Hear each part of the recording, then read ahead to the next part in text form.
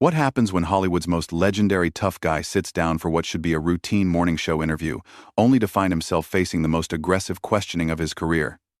What you're about to witness is one of the most shocking moments in live television history, where a simple promotional interview turned into a brutal confrontation that left viewers stunned, and one of America's most respected actors walking off, set in disgust. Make sure to hit that subscribe button and let me know in the comments what you think about how this all went down, because this story is absolutely wild. The morning started like any other at the Good Morning America studios in Times Square. Clint Eastwood had arrived to promote his latest directorial effort, a gritty western that many were calling his return to form. The studio buzzed with the usual pre-show energy as makeup artists made final touches and producers scurried around with their clipboards. George Stephanopoulos sat across from the legendary director, his notes carefully arranged on the small table between them. The cameras were rolling, and millions of viewers were tuning in for what they expected to be a pleasant conversation with one of Hollywood's most enduring icons. "Good morning, Clint. Thanks for being with us today." Stephanopoulos began with his practiced television smile. "I have to say, at 94, you're still making movies, still directing, still acting occasionally. What drives you to keep going at this stage of your life?" Eastwood leaned back in his chair, that familiar squint barely visible under the studio lights. His voice carried that unmistakable gravelly tone that had defined countless characters over the decades. "Well, George, I guess I just like telling stories. Always have. When you find something you love doing, age becomes just a number. I wake up every morning thinking about the next shot, the next scene, the next story that needs to be told." "That's truly inspiring," Stephanopoulos replied, though there was something in his tone that suggested he wasn't planning to keep things light for much longer. "Your new film, like so many of your westerns, deals with themes of justice and morality. The protagonist faces difficult choices about what's right and wrong. Do you think those themes resonate differently with audiences now than they did when you first started making westerns back in the 60s? Eastwood considered the question for a moment, his hands folded in his lap. "I think good storytelling is timeless, George. People understand right from wrong. They understand when someone needs to stand up for what they believe in, when someone needs to draw a line in the sand. That hasn't changed, and I don't think it ever will. Human nature is human nature." "Interesting perspective," Stephanopoulos said, shuffling his notes slightly. The gesture seemed casual, but seasoned television watchers might have noticed it was the kind of movement that often preceded a shift in questioning. "Speaking of standing up for what you believe in, you've been quite vocal about your political views over the years. You've supported various candidates, spoken at political conventions, made statements that have generated significant discussion." Eastwood's expression didn't change dramatically, but those who knew him well would have recognized the slight tightening around his eyes, the almost imperceptible stiffening of his posture. "I've always believed in participating in the democratic process, yes. I think every American has the right and the responsibility to make their voice heard. But some of your statements have been controversial." Stephanopoulos pressed, his tone becoming more pointed.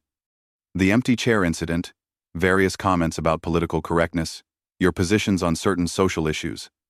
Do you ever regret taking such strong political stances, especially when they might alienate portions of your audience who just want to enjoy your movies?" The question hung in the air for a moment.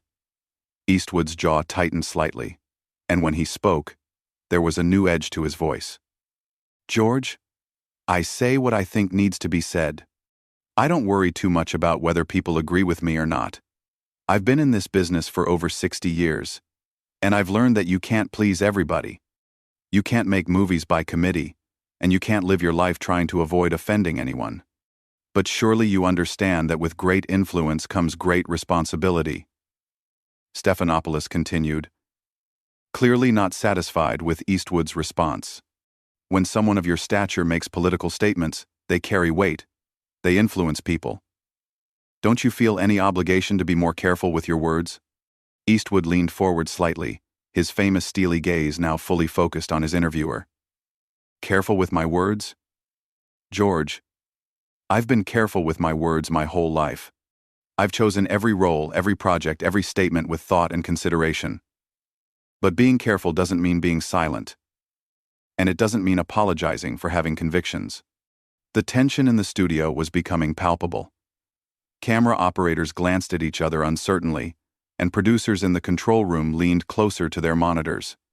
This was clearly not going according to the planned script of a friendly promotional interview. Stephanopoulos wasn't backing down. If anything, the resistance he was getting from Eastwood seemed to embolden him further. He glanced down at his notes again, and when he looked up, there was a new intensity in his eyes that suggested he was about to escalate things significantly. "Let me be more specific, Clint," Stephanopoulos said, his voice taking on the tone of a prosecutor building a case. "You've made comments over the years that many people have found deeply troubling. Comments about minorities, about women, about social progress in general.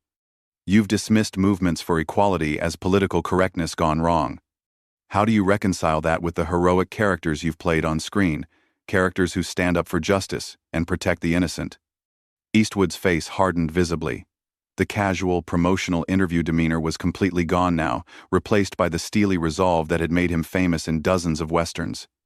"George, I think you're mischaracterizing what I've said, and frankly, I don't appreciate the implication. I've spent my entire career making movies about people doing the right thing, standing up to bullies, protecting those who can't protect themselves. My personal beliefs are entirely consistent with that." "Are they, though?" Stephanopoulos shot back, clearly prepared for this response. "Because when you dismiss legitimate concerns about systemic inequality as mere political correctness, aren't you essentially telling people who face real discrimination that their experiences don't matter? Isn't that exactly the kind of bullying behavior your movie heroes would stand up against?" The question hit like a slap across the face. Eastwood sat in stunned silence for a moment, his jaw working as if he was physically restraining himself from saying something he might regret. When he finally spoke, his voice was lower, more controlled, but with an undercurrent of barely contained anger. "Now you listen here, George. I have never, not once in my life, told anyone that their experiences don't matter. I've employed people of all backgrounds in my films. I've told stories about people from every walk of life, and I've tried to treat everyone I work with dignity and respect. But I will not apologize for believing that we've gone too far in the other direction, where people are afraid to speak their minds, afraid to have honest conversations about difficult topics. But speaking your mind often means dismissing other people's pain," Stephanopoulos pressed, leaning forward in his chair. "When you make light of movements like Me Too or Black Lives Matter, you're not just expressing an opinion, you're minimizing real suffering, real injustice. How is that different from the villains in your own movies who ignore the suffering of others for their own convenience?" Eastwood's hands gripped the arms of his chair, his knuckles turning white. The comparison to the villains he'd spent decades fighting on screen was clearly a bridge too far. "That's enough, George. You're putting words in my mouth and twisting everything I've ever said to fit some narrative you've constructed. I have never made light of anyone's suffering. Never." "Haven't you, though?" Stephanopoulos continued relentlessly. "When you mock safe spaces, when you dismiss trigger warnings, when you complain about political correctness, aren't you essentially telling people who've been traumatized that they need to just toughen up? Isn't that exactly the kind of callous attitude your movie heroes despise?" "You're damn right I think people need to toughen up," Eastwood snapped, his famous composure finally cracking. "Life is hard, George. Life has always been hard. You face adversity, you deal with it, you move forward. You don't spend your whole life wallowing in victimhood, demanding that everyone else change the world to accommodate your sensitivities." "So trauma victims are just wallowing in victimhood?" Stephanopoulos pounced on the statement immediately. "People who've been sexually assaulted, who've faced racial violence, who've been discriminated against, they're just being too sensitive?" Eastwood realized he'd walked into a trap, but instead of backing down, he doubled down. "That's not what I said, and you know it. But yes, I think there's a difference between acknowledging that bad things happen and turning every slight, every uncomfortable moment, every difficult conversation into a federal case. There's a difference between seeking justice and seeking to shut down anyone who disagrees with you." "And who gets to decide where that line is?" Stephanopoulos demanded. "You? Other wealthy, powerful men who've never faced discrimination? Don't you see the irony in that? You've built your career playing characters who stand up to exactly that kind of powerful, dismissive attitude." The studio had gone deadly quiet except for the low hum of the cameras and the barely audible murmur of the control room. Everyone present could feel they were witnessing something unprecedented, A moment where the carefully constructed facade of morning television politeness had been completely abandoned. Eastwood stared at Stephanopoulos for a long moment, his jaw clenched so tight that the muscles in his face were visibly straining. The silence stretched on for what felt like an eternity, the kind of tense standoff that might have preceded a gunfight in one of his westerns.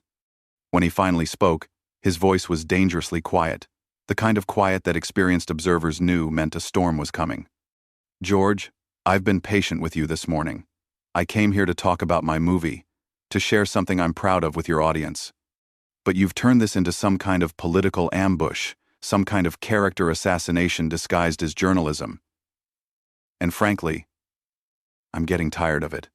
Stephanopoulos seemed to sense he had Eastwood on the ropes and pressed his advantage even harder.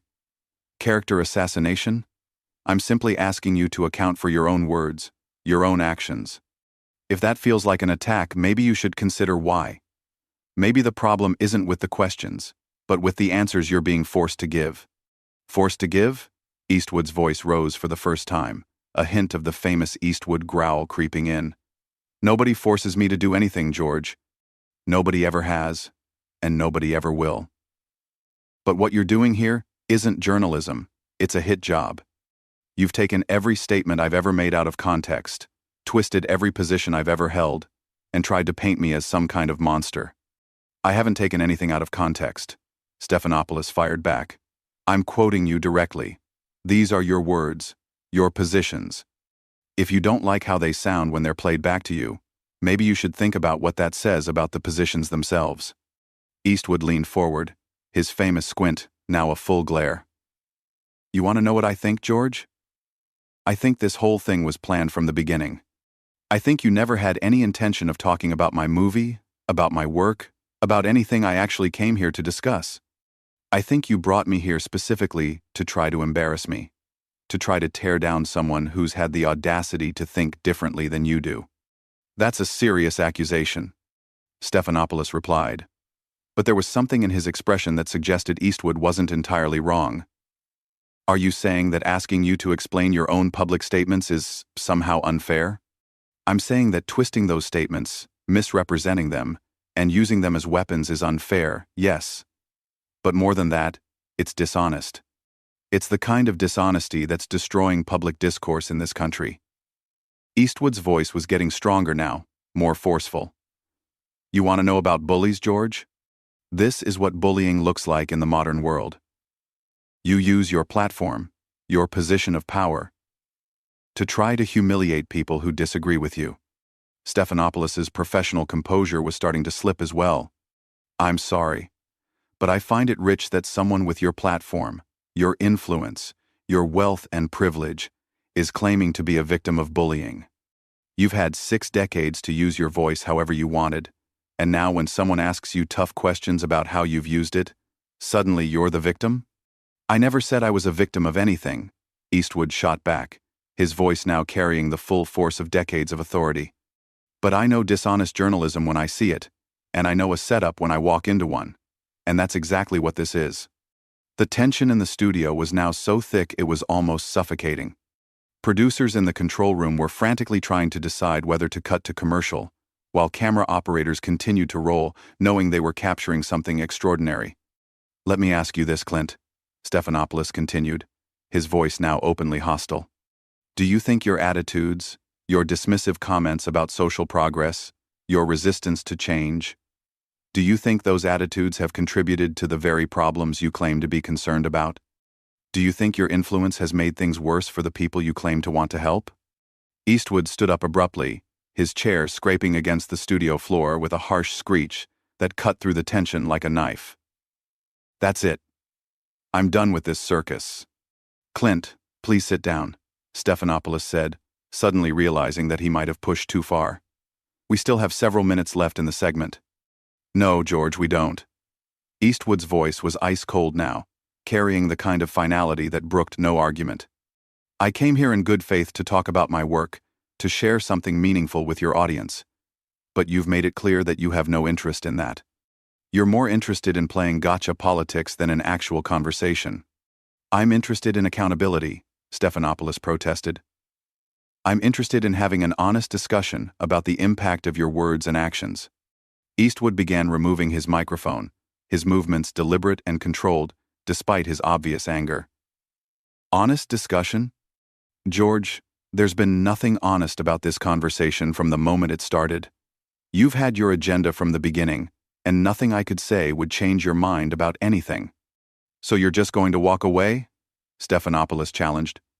That's your solution to difficult questions? Just leave? Eastwood paused in his mic removal and looked directly at Stephanopoulos, that famous stare boring into him like a laser. George, I've faced difficult questions my whole life. I've faced difficult situations, difficult people, difficult choices.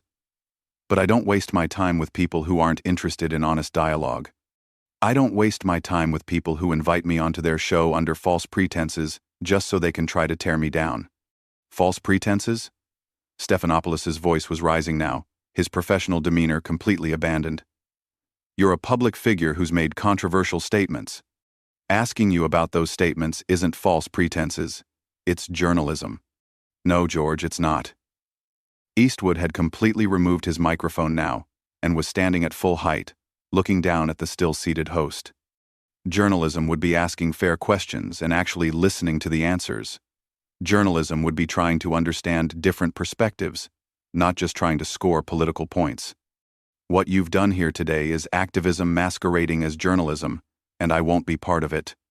The studio fell completely silent except for the low hum of equipment. Everyone present knew they were witnessing something unprecedented in morning television history. You know what the real irony is here, George? Eastwood continued, his voice now carrying a tone of profound disappointment. The characters I've played, the stories I've told, they're about people standing up to exactly this kind of behavior. They're about people who refuse to be bullied, who refuse to be silenced, who refuse to back down when they know they're right. And that's exactly what I'm doing right now. With that, Clint Eastwood turned and walked off the Good Morning America set, leaving George Stephanopoulos sitting alone at the interview desk, stunned and speechless.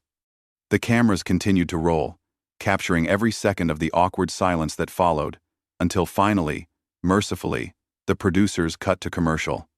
And that's how one of Hollywood's greatest legends reminded everyone why you don't mess with Clint Eastwood. Make sure to subscribe for more incredible stories like this one, and let me know in the comments, do you think Stephanopoulos crossed the line, or was Eastwood just being too sensitive to legitimate questions?